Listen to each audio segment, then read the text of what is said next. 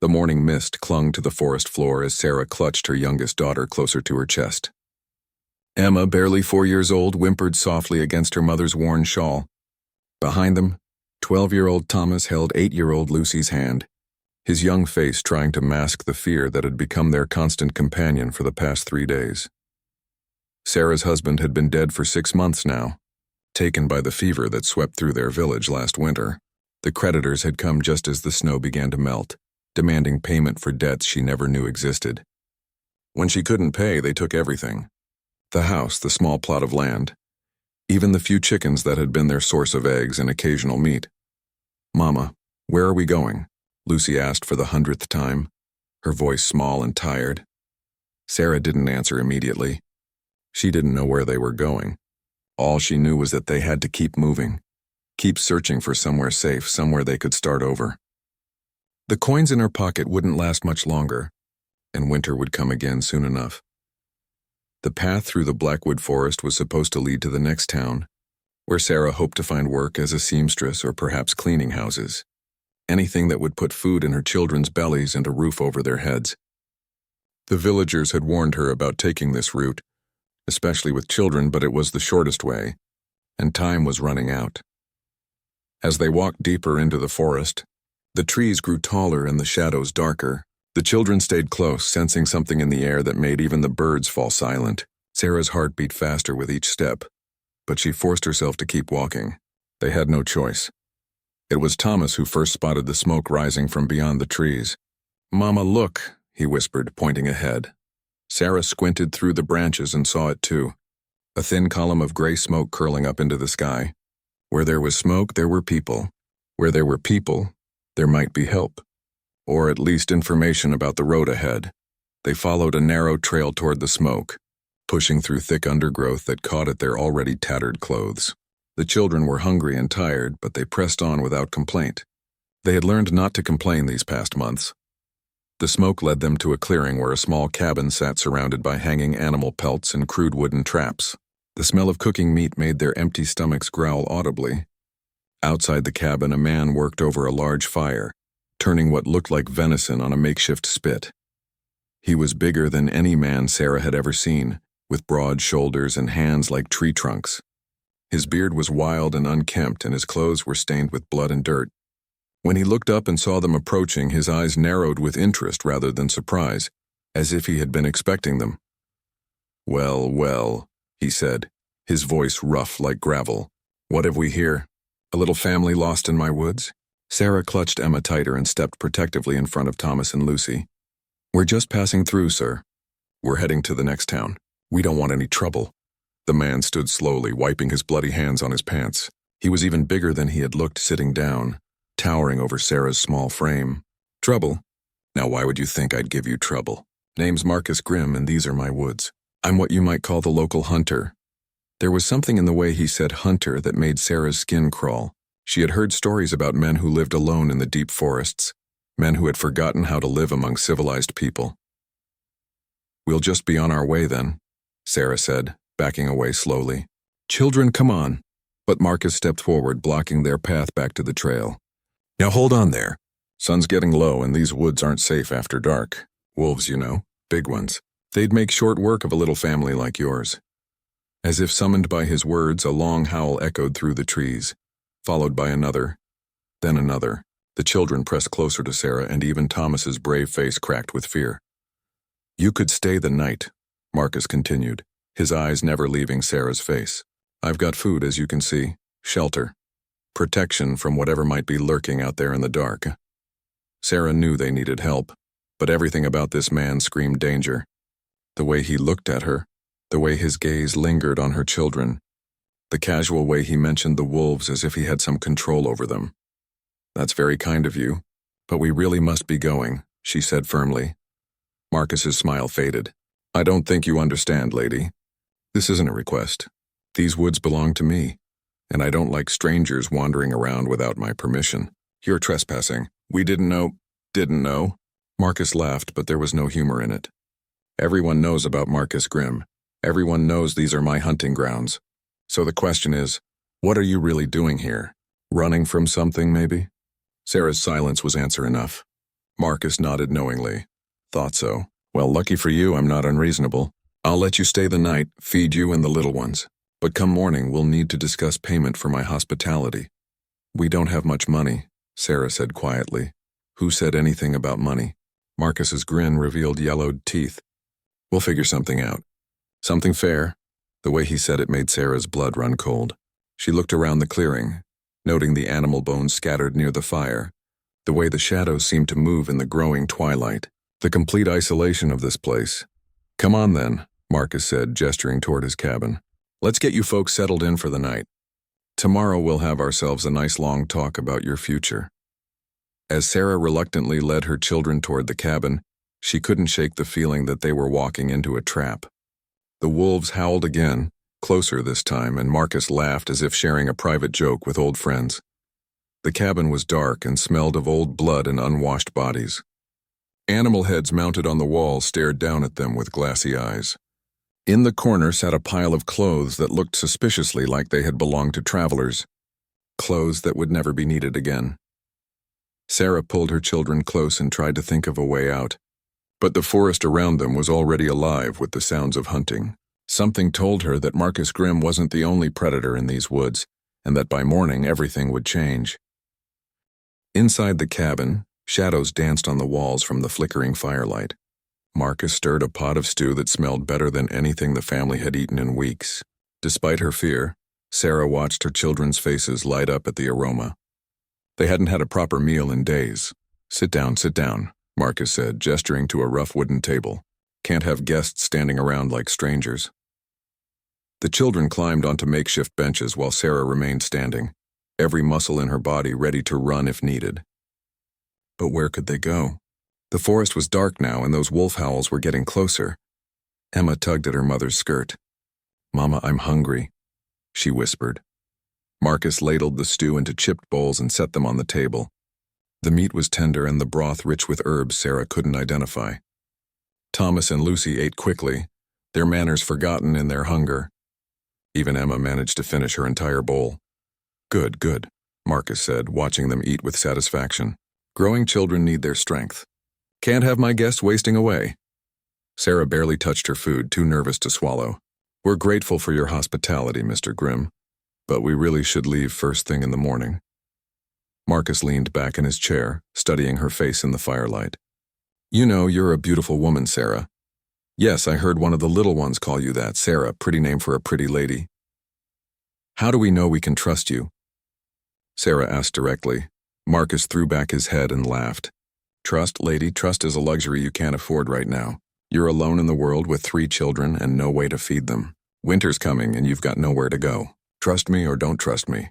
But I'm the only help you're going to find out here. As if to emphasize his point, something large crashed through the underbrush outside. The children froze, spoons halfway to their mouths. Marcus didn't even flinch. That'll be old Scar, he said casually. Biggest wolf in these parts. Lost his left eye to my knife years ago, but we've got an understanding now. He keeps the smaller predators away from my cabin and I don't hunt his pack. Thomas's eyes went wide. You made friends with a wolf? Not friends, boy. We have a business arrangement. Scar and his pack know better than to mess with Marcus Grimm's property. The way he said property made Sarah uncomfortable. She stood up abruptly. Children, it's time for bed. Where exactly do you think you're going to sleep? Marcus asked. I've got one bed and it's mine. You folks can make do with blankets on the floor or... He paused meaningfully. We could work out a different arrangement. Sarah's cheeks burned. The floor will be fine. Marcus shrugged and pulled some moth-eaten blankets from a chest. Suit yourself. But remember, Sarah, I'm being generous here. Other men might not be so understanding about a woman with children showing up on their doorstep. He threw the blankets at her feet. Think about that while you're lying on my hard floor tonight. Think about what happens when you leave here tomorrow with no money, no food, and no place to go. Winter's coming fast and children don't survive long on the streets. Sarah spread the blankets in the corner farthest from Marcus's bed and gathered her children close. The fire was dying down and the cabin grew cold. Outside they could hear Scar and his pack moving through the trees, their howls echoing through the darkness. Tell us a story. Mama, Lucy whispered. Sarah stroked her daughter's hair and tried to think of something comforting to say, but her mind was full of worry. What would they do tomorrow? Marcus was right about one thing. They had nowhere to go and no way to survive on their own.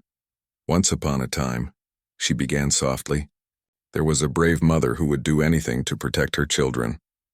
As she spoke, she noticed Marcus listening from his bed across the room. Even in the dim light, she could see his eyes watching her every move. When she finished the story and the children finally fell asleep, Sarah lay awake staring at the ceiling, planning their escape. But as the hours passed, she began to realize the hopelessness of their situation. Even if they could slip away before dawn, where would they go? They had no food, no warm clothes, and the nearest town was still days away through dangerous territory. Near midnight, Marcus's voice drifted across the cabin. "Still awake, Sarah?" She didn't answer, but he continued anyway.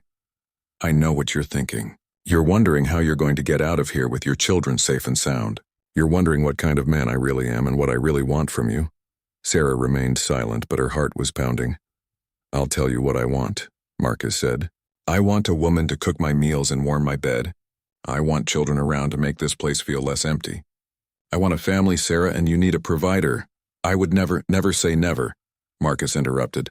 "You haven't heard my full offer yet. Marry me and I'll take care of you and your children. They'll never go hungry again. They'll have a roof over their heads and protection from whatever dangers are out there." "And if I refuse?" Marcus was quiet for a long moment. When he spoke again, his voice was cold and flat. "Then you leave here tomorrow morning with nothing. No food, no supplies, no protection. Just you and 3 children against the wilderness. And Sarah, winter wolves aren't as reasonable as Old Scar. They don't make deals." Sarah closed her eyes and pulled her children closer. Emma stirred in her sleep and mumbled something about being hungry. Even in her dreams, the poor child couldn't escape their reality. "Think about it," Marcus said. "Think about watching your children starve. Think about them freezing in the snow when the cold comes. Think about what happens to a woman alone with children when desperate men find her on the road." His words painted terrible pictures in Sarah's mind, but they also revealed something else. Marcus wasn't just threatening her. He was showing her exactly what he was capable of. This wasn't the first time he'd made this offer to a desperate woman. "How many others have there been?" she asked quietly. "Others? How many other women have you given this same choice to?" Marcus chuckled in the darkness. "You're a smart one, Sarah. Smarter than most. That's good. I like intelligence in a woman. Makes things more interesting." He didn't answer her question directly, but his silence told her everything she needed to know. This was Marcus Grimm's pattern. Find desperate women with children, offer them an impossible choice, and then... Sarah didn't want to think about what happened to the women who refused. Dawn came too quickly for Sarah, though she had barely slept. The cabin was cold and Marcus was already awake, stoking the fire and preparing what looked like a meager breakfast of bread and weak coffee.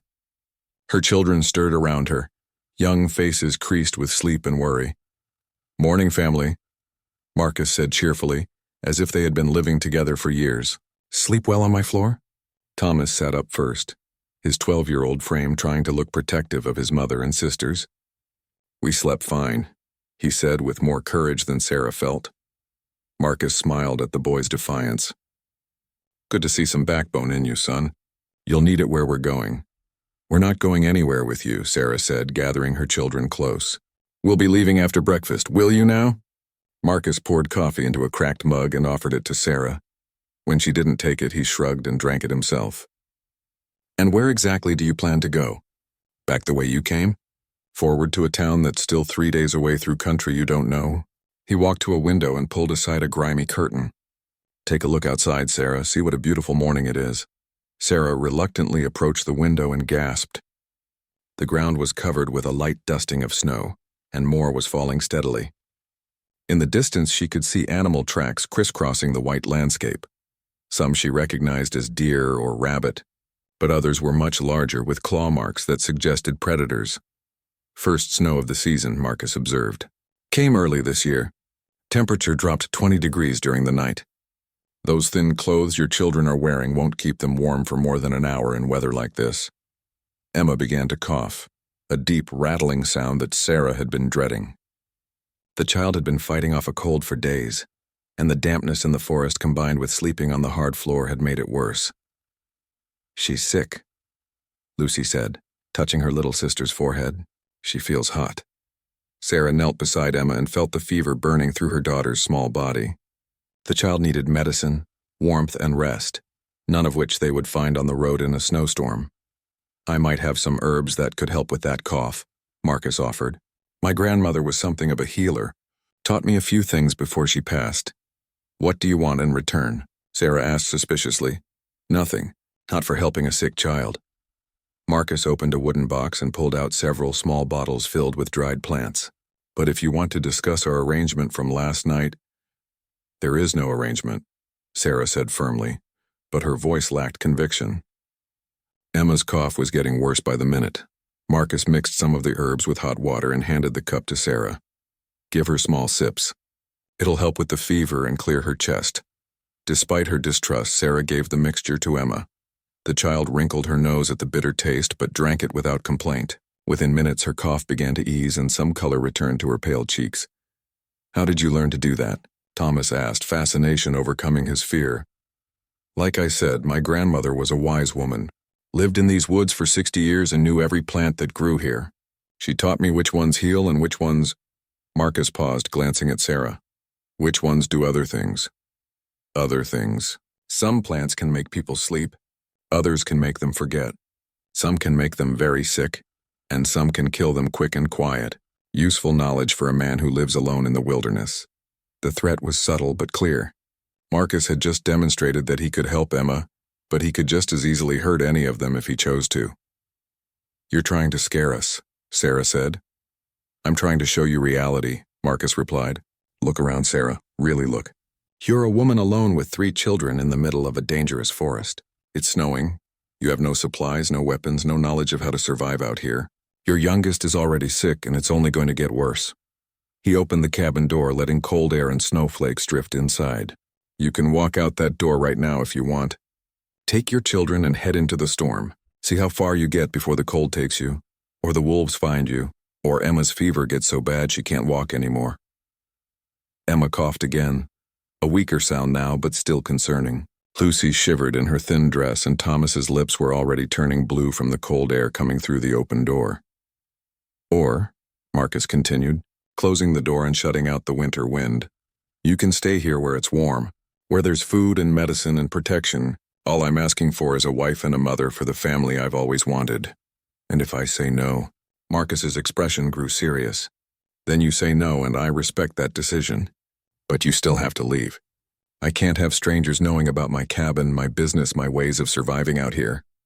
Too dangerous for everyone involved. You said you'd give us supplies if we left. I said we'd figure something out. But look at this weather, Sarah. Look at your sick child. Even with supplies, you wouldn't make it to town before the storm gets worse. And once winter really sets in, he shook his head sadly. I've found too many frozen families over the years. Always breaks my heart. Sarah felt trapped between impossible choices. Stay and submit to this man's demands or leave and watch her children suffer and possibly die in the wilderness. I need time to think, she said finally. Of course you do. It's a big decision. Marcus began preparing more breakfast, humming softly to himself. Take all the time you need. We've got all day. But as Sarah watched the snow fall heavier outside the window, she realized time was exactly what she didn't have. Every hour they delayed made traveling more dangerous, and every hour Emma's cough persisted made her weaker. Mama, Thomas whispered in her ear, maybe we should stay just until the snow stops. Lucy nodded agreement. And until Emma feels better. Sarah looked at her children, really looked at them.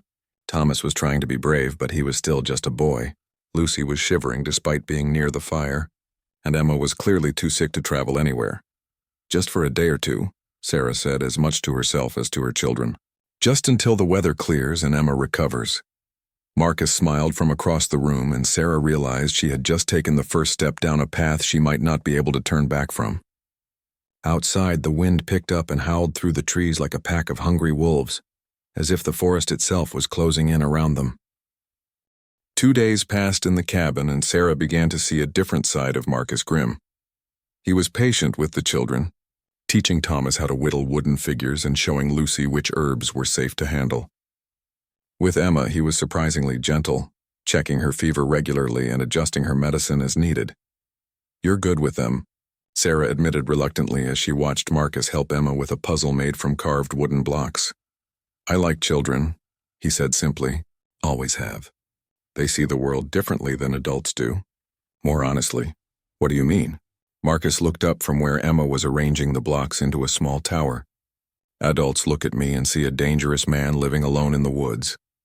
They make up stories about what I might do to them. Children just see someone who's taking care of them when they need help." Sarah wanted to argue, but she couldn't deny that her children seemed comfortable around Marcus now. Thomas had stopped flinching when the man spoke to him. Lucy had begun asking questions about the plants and animals in the forest, and Emma had started calling him Uncle Marcus without being prompted. The snow continued falling, building up against the windows and making it clear that travel would be impossible for days. Sarah found herself helping Marcus prepare meals and organize the cabin, falling into a routine that felt disturbingly normal. "Tell me about your husband," Marcus said one evening as they sat by the fire after the children had fallen asleep. Sarah stiffened. "Why?" "Just curious. Must have been a good man to inspire such loyalty." "He was," Sarah said quietly. "He worked hard to provide for us. He was kind and patient and he died and left you with nothing but debts," Marcus finished. "Good men don't always make good providers, Sarah. Sometimes what a family needs is a man who knows how to survive, not just how to be kind." "Are you saying my husband was weak?" "I'm saying he failed to protect what mattered most. You and those children out there struggling to survive while his creditors took everything you had. That's not the mark of a strong man." Sarah's anger flared. "He couldn't help getting sick." "He didn't choose to die." "No, but he could have chosen to prepare better. Could have saved money instead of spending it. Could have taught you skills to survive on your own instead of leaving you helpless." The words stung because there was truth in them. Sarah's husband had been loving but impractical, always believing things would work out somehow. He'd never taught her about their finances or prepared her for the possibility that she might have to care for the children alone. "I can teach you," Marcus said more gently. "Teach you to hunt, to track, to identify plants that can feed you or heal you. Teach you to defend yourself and your children. Make you strong instead of helpless. In exchange for becoming your wife. In exchange for becoming my partner. There's a difference." Over the next few days, Marcus began demonstrating what he meant. He showed Sarah how to set snares for rabbits, how to preserve meat for the winter, how to read animal tracks and weather signs. She was surprised to discover she had a natural aptitude for these skills. "You're learning fast," Marcus observed as Sarah successfully skinned her first rabbit. "Most city women can't stomach this kind of work." "I'm not most women," Sarah replied, surprised by her own confidence. "No, you're not. That's what makes you special." The children were learning too. Thomas proved to have steady hands and sharp eyes, perfect for tracking game through the forest. Lucy had a gift for identifying plants and remembering their properties. Even Emma, still recovering from her illness, showed interest in the small animals that came near the cabin. "We could be good together," Marcus said one evening as they watched Thomas practice with a small bow Marcus had made for him. "You, me, and the children. A real family." Sarah didn't answer immediately. The idea was starting to seem less impossible than it had a few days ago. Marcus had shown them nothing but kindness, and her children were thriving under his care and attention. "What happened to the other women?" she asked suddenly. Marcus went still. "What other women?" "You know what I mean. You said I was smarter than most. That implies there have been others who faced the same choice I'm facing." Marcus was quiet for a long time, staring into the fire. When he finally spoke, his voice was different, harder, more distant. "There was one. About 2 years ago. Young woman, younger than you. Had a baby with her, couldn't have been more than 6 months old. What happened to her? She said no. Chose to leave rather than stay with me." Marcus poked at the fire with a stick, sending sparks up the chimney. "Found them 3 days later, about a mile from here. Wolves got them during the night." Sarah felt a chill that had nothing to do with the weather. Did you try to stop her?" "I gave her food and supplies just like I promised. Even gave her my spare knife for protection. But I knew she wouldn't make it. Winter was coming early that year too, just like now." "So you let her go knowing she would die?" Marcus looked at her directly. "I gave her the same choice I'm giving you." "She made her decision and I respected it. But that doesn't mean I have to pretend the consequences don't exist." Sarah stared at this man who had been so gentle with her children, trying to reconcile what she was seeing with what he had just told her. You think I'm a monster, Marcus said. But ask yourself this. Is it more monstrous to offer protection in exchange for companionship or to let pride and stubbornness lead to the death of innocent children? Those aren't the only two choices, aren't they? You've been here almost a week now, Sarah. Has anyone come looking for you? Has anyone sent help? Face the truth. You and your children are alone in this world. And I'm the only one offering to change that. That night, as Sarah lay awake listening to her children's peaceful breathing, she found herself considering Marcus's words more seriously. Her husband had been a good man, but he had left them vulnerable. The people in their village had let them be thrown out with nothing. Even her own family had turned their backs when she needed help most. Marcus might be rough around the edges, but he had fed her children when they were hungry, healed Emma when she was sick, and taught them all skills that could keep them alive. More importantly, he had kept his word about everything so far. Maybe, Sarah thought reluctantly, there were worse fates than marrying a man who could protect her children and give them a future. Outside the cabin, the wind howled through the trees, and somewhere in the distance, wolves answered with their own haunting calls. Sarah pulled her blanket closer and tried not to think about a young woman and her baby, frozen in the snow just a mile away.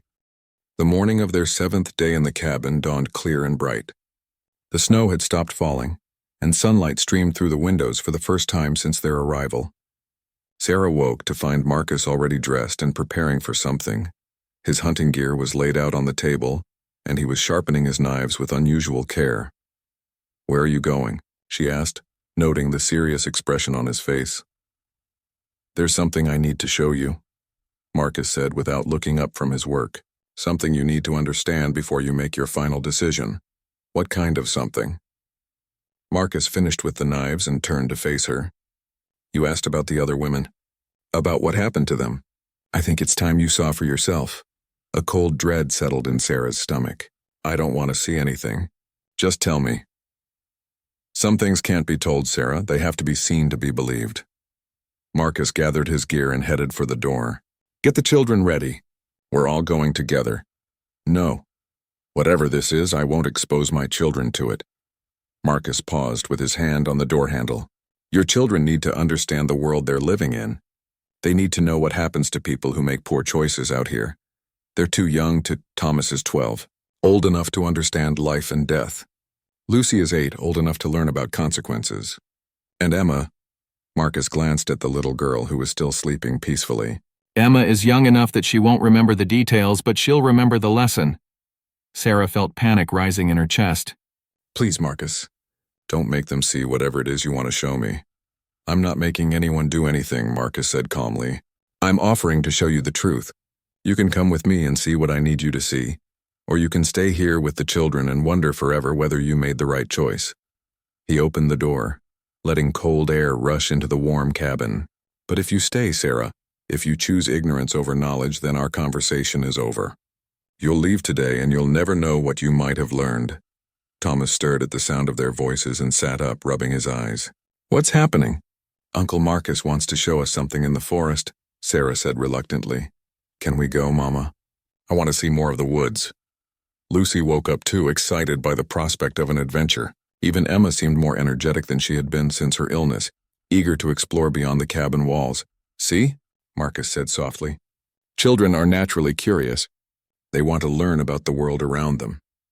It's adults who choose to hide from difficult truths." Sarah looked at her children's eager faces and felt trapped once again. If she refused to go, Marcus would send them away, and they would never know what lesson he had wanted to teach.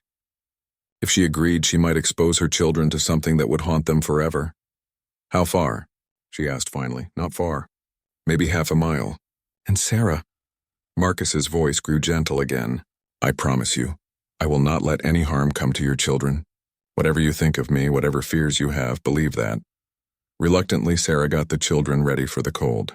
Marcus had found warmer clothes for them somewhere. Thick coats that smelled of other people, boots that were slightly too big but serviceable. Sarah tried not to think too hard about where these items had come from. They set out into the forest, following a path that Sarah hadn't noticed before. The snow crunched under their feet and their breath formed clouds in the frigid air. Marcus led the way, moving with the quiet confidence of someone who knew these woods intimately. After about 20 minutes of walking, they came to a small clearing that had been hidden from view by thick undergrowth. In the center of the clearing was a sight that made Sarah's blood freeze. 3 wooden crosses stood in the snow, each bearing a small pile of stones at its base. The crosses were crude but carefully made, and someone had carved dates into the wood. A graveyard, Thomas said with the matter-of-fact observation of a child who had already seen death take his father. Not just any graveyard, Marcus said quietly. These are the graves of people who died in my woods, people who thought they could survive the wilderness on their own. He walked to the first cross and brushed snow away from the carved letters. Mary Henderson, age 19, came through here 3 years ago with her infant son, running from an abusive husband who threatened to kill her if he found her. Sarah stepped closer and read the date. It matched what Marcus had told her about finding the woman and baby. She was brave, Marcus continued, determined to make it on her own rather than depend on anyone else. I offered her the same deal I offered you, protection and security in exchange for companionship. She said she'd rather die than submit to another man's control. He moved to the second cross. William Chen, age 42, lost his farm to drought and debt, came through here looking for work in the mining towns up north. I offered him a job helping me with my hunting and trapping, but he said he didn't trust anyone who lived so far from civilization. The third cross was smaller, and the date was only 2 months old. Jennifer Walsh, age 26, had 2 young children with her, about the same ages as Lucy and Emma. Her husband had gambled away everything they owned and then disappeared, leaving her with nothing but the clothes on their backs. Sarah felt sick as she stared at the fresh grave. What happened to her children? Marcus was quiet for a moment. They're buried with her. All 3 of them didn't make it through the first real cold snap of autumn. You could have saved them, Sarah whispered, horror and anger warring in her voice. I tried to. I offered Jennifer the same choice I've offered you, but she was convinced that accepting help from a man would make her weak, would somehow dishonor her independence. Marcus turned away from the grave. Pride is a luxury that people with children can't afford, Sarah. Thomas had been listening intently, his young face serious as he processed what he was hearing. Uncle Marcus, did you really try to help them? I did, son. I gave each of them food, supplies, directions to the nearest town. I even offered to guide them part way, but none of them trusted me enough to accept real help. Why didn't they trust you? Lucy asked with the blunt curiosity of childhood. Marcus smiled sadly at her. Because I'm big and rough and I live alone in the woods. Because I don't look like the kind of man your mother would want you to talk to. People see what they expect to see, little one. Sarah stared at the 3 graves and tried to imagine Jennifer Walsh, desperate and alone with 2 small children, facing the same impossible choice that now confronted her. Had Jennifer looked at her children and wondered if she was making the right decision? Had she lain awake at night in the cold forest, listening to them cry from hunger and regretted her pride? There's something else you need to see, Marcus said, leading them to the edge of the clearing. Hidden behind a large fallen tree was another grave, but this one was different. It was larger, better maintained and surrounded by carefully planted wildflowers that had died back for the winter but would bloom again in spring. Rebecca Grimm, Sarah read from the wooden marker. Who was she? My wife, Marcus said simply. Died giving birth to our son 8 years ago. Neither of them survived. Sarah felt as if the ground had shifted beneath her feet. You were married? For 3 wonderful years. Rebecca wasn't like the others who came through here running from something. She chose to be here, chose to build a life with me in these woods. She saw past the rough exterior to the man underneath. How did you meet her? Marcus sat down on the fallen tree, his eyes distant with memory. She came here much like you did. Desperate, alone, running from creditors after her father died and left her with his debts. But when I offered her the same choice I've offered others, she didn't see it as a threat or a trap. She saw it as an opportunity. An opportunity for what? To build something real. To create a partnership where both people contributed. Their strengths to make something better than either could manage alone. Marcus looked up at Sarah. Rebecca taught me that. Offering protection isn't the same as demanding submission. She made me a better man. Emma had wandered over to the grave and was gently touching the wooden marker. Was she nice? She asked. She was the kindest person I ever knew, Marcus said, his voice soft with remembered love. She would have adored you children. She always wanted a big family. Sarah felt her understanding of Marcus shifting again. This wasn't just a predator who preyed on desperate women. This was a man who had loved deeply and lost everything, who was now trying to recreate what he had lost with someone who needed what he could offer. "I'm not trying to replace Rebecca," Marcus said, as if reading her thoughts. "And I'm not trying to force you into something you don't want. But I am offering you the same thing I offered her. A partnership, a family, a chance to build something good together. And if I say no?" Marcus stood up and looked at her directly. "Then you say no, and I'll respect that decision.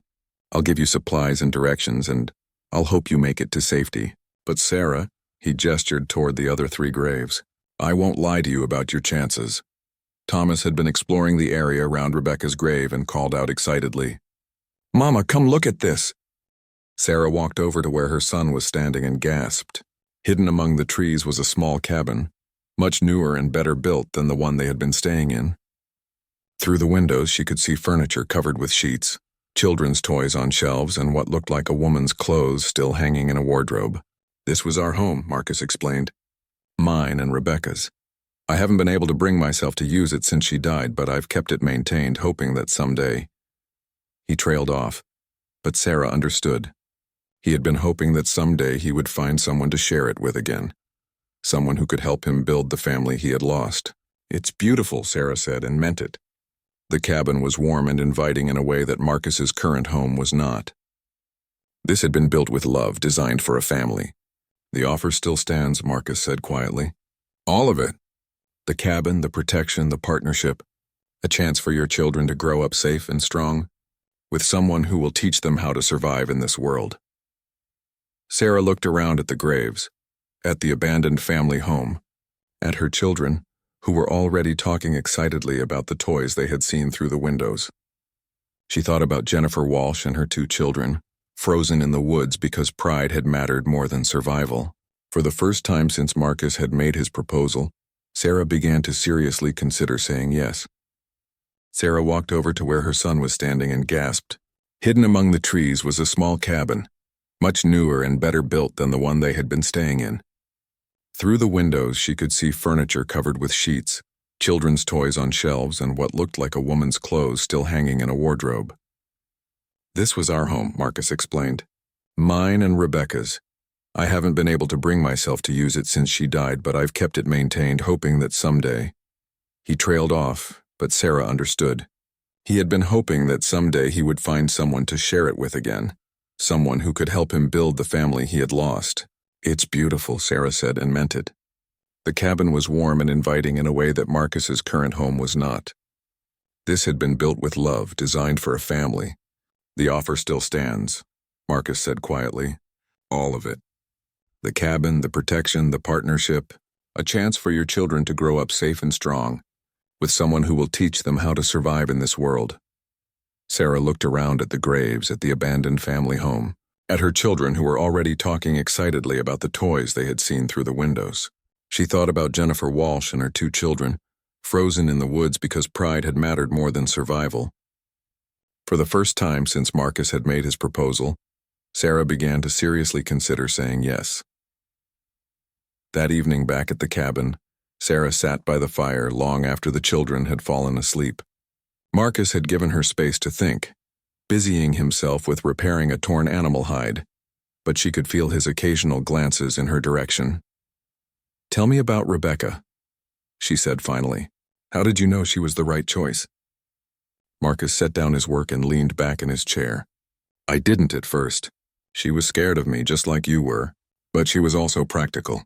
She looked at her situation honestly and made the decision that gave her the best chance of survival. That doesn't sound very romantic." "Love came later," Marcus said with a slight smile, "but respect came first.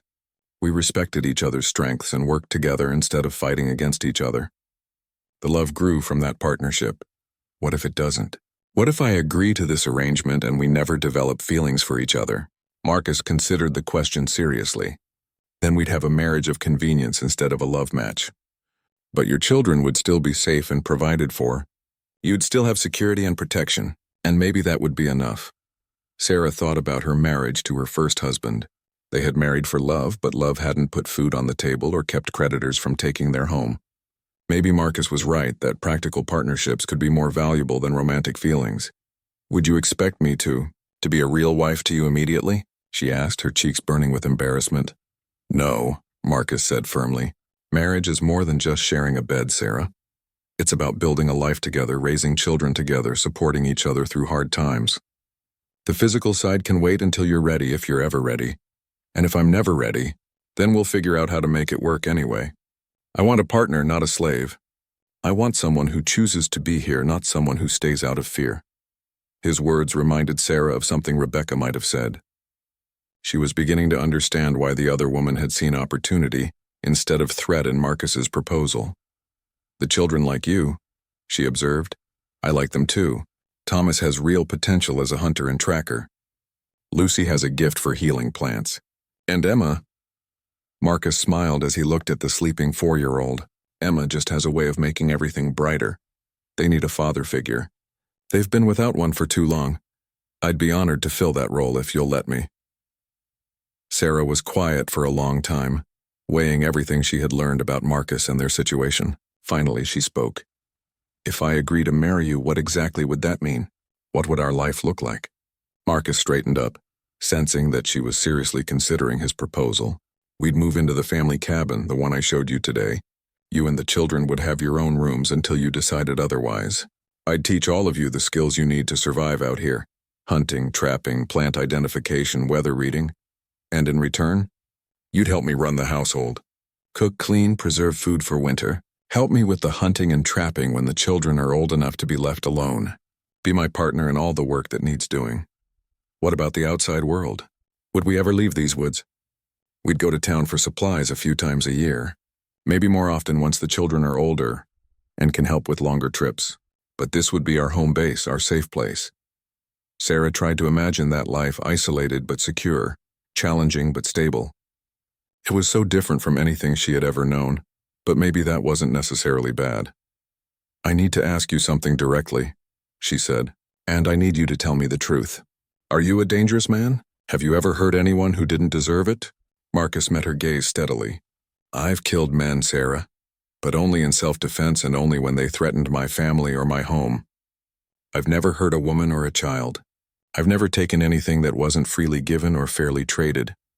What about those people in the graves? Could you have saved them? Maybe, if they had trusted me enough to accept real help instead of just supplies. But I couldn't force them to stay, and I couldn't follow them to make sure they stayed safe. All I could do was offer them a choice." Sarah believed him.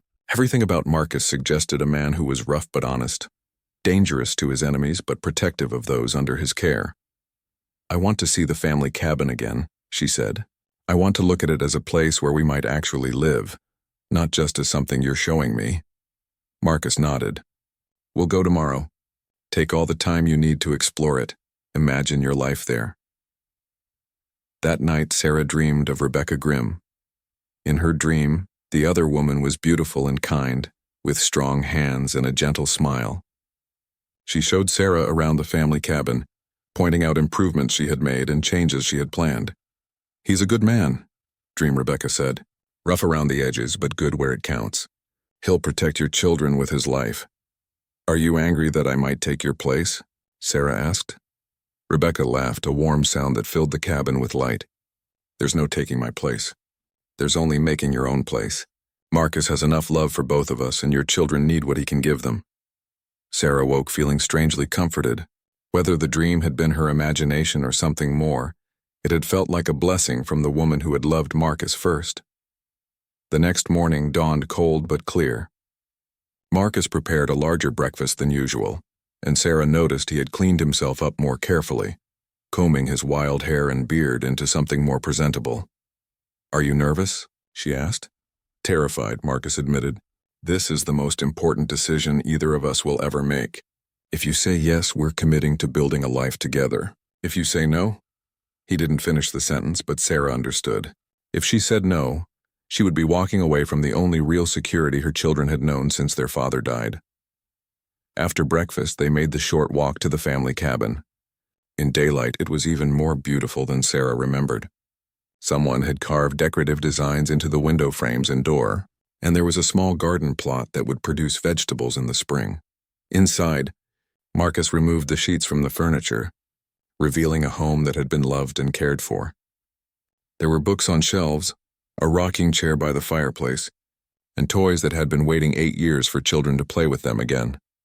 The bedroom upstairs would be yours and the children's, Marcus explained. I'd take the small room downstairs until you decided otherwise. Sarah walked through each room slowly, trying to imagine her family living here.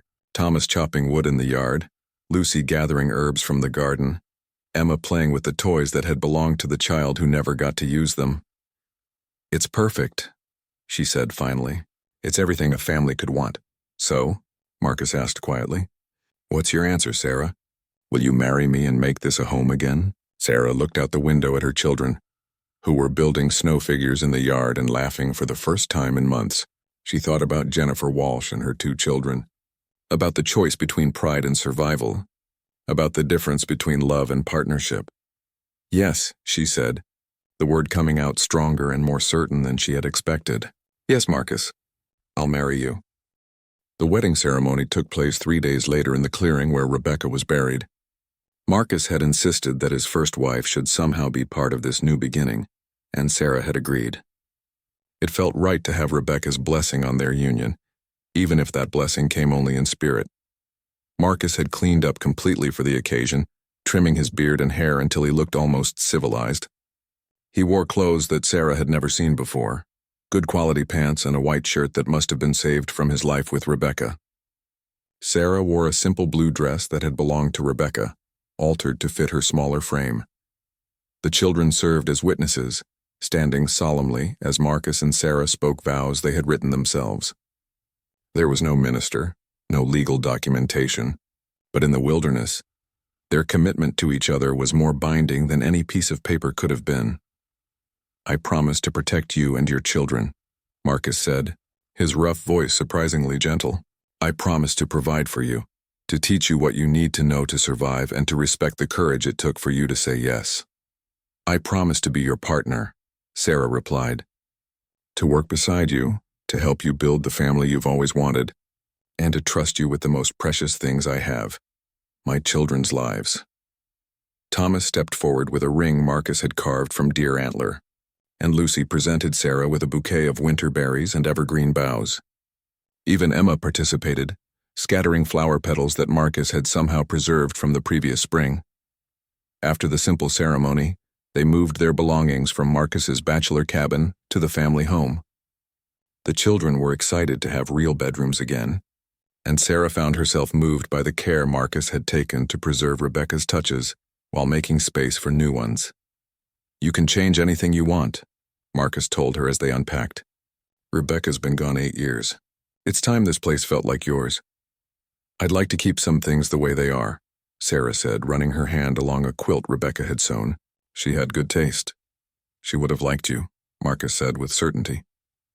You have the same practical strength she did. The same willingness to do what needs to be done for your family. The first few weeks of marriage were an adjustment for everyone. Sarah learned to cook over the large hearth and to preserve meat for the winter months ahead. The children adapted quickly to their new routine, with Thomas accompanying Marcus on hunting trips and Lucy helping Sarah gather and prepare medicinal plants. Emma, still the youngest and most adaptable, took to calling Marcus Papa within a month. The first time she did it, Sarah saw tears in the big man's eyes, though he tried to hide them. Is that all right? Sarah asked him privately. Her calling you that? It's more than all right, Marcus said. I never thought I'd hear a child call me Papa. As winter deepened, Sarah began to understand why Marcus had been so insistent about the dangers of the wilderness. The snow piled up to the windows and the temperature dropped so low that water froze inside the cabin if they let the fire die down. Several times, they heard wolves howling close to the house, and once, Marcus had to fire his rifle to drive away a bear that was investigating their food stores. We never would have survived out there, Sarah admitted to Marcus one night as they listened to the wind howling outside. No, Marcus agreed. You wouldn't have. And I couldn't have lived with knowing I let that happen when I could have prevented it. By spring, their arrangement had evolved into something that surprised Sarah. She found herself looking forward to Marcus's return from hunting trips, not just because of the meat he brought back, but because she missed his presence in the house. He was gentle with the children, patient with her questions about wilderness survival, and respectful of the boundaries she had set. "I think I'm beginning to love you," she told him one evening as they sat on the porch watching the children play in the yard. Marcus turned to look at her, hope and surprise warring in his expression. "Are you sure? You don't have to say that, Sarah. Our arrangement doesn't require it." "I know it doesn't, but it's true anyway. You've given us everything you promised, safety, security, a home. But more than that, you've given us a family again." That night, for the first time since their marriage, Sarah went to Marcus's room instead of her own. Their physical union was gentle and patient, a natural progression of the partnership they had been building all winter. A year later, Sarah was pregnant with their first child together. She felt none of the fear she had experienced with her previous pregnancies because she knew Marcus would move heaven and earth to protect both her and the baby.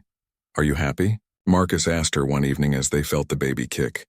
"I'm more than happy," Sarah said. "I'm grateful." "You saved us, Marcus. All of us, we saved each other," Marcus corrected. "You brought life back to this place. You made it a home instead of just a house." The children had grown strong and confident under Marcus's tutelage. Thomas, now 13, could track a deer through thick forest and bring it down with a clean shot. Lucy could identify and prepare dozens of medicinal plants. Emma had become fearless in the woods, able to climb trees and navigate rough terrain with the agility of a forest creature. "They're going to be fine," Sarah said, watching through the window as Thomas taught his sisters how to set snares. "Whatever happens to them in life, they'll know how to survive."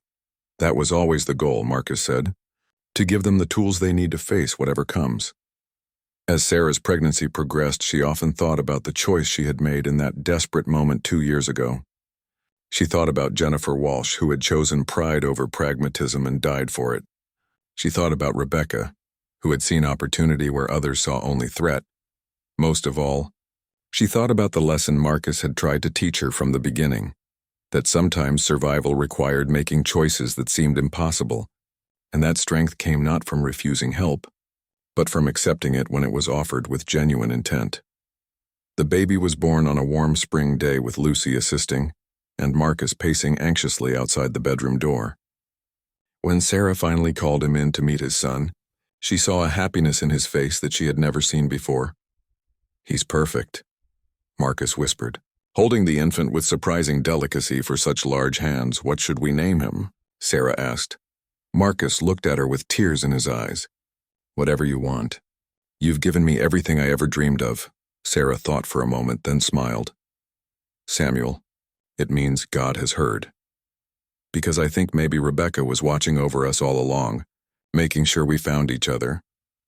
As she watched Marcus cradle their son while her other children crowded around to meet their new brother, Sarah knew she had made the right choice.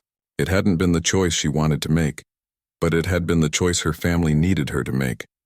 Sometimes, she reflected, the difference between those two things was what separated survival from tragedy.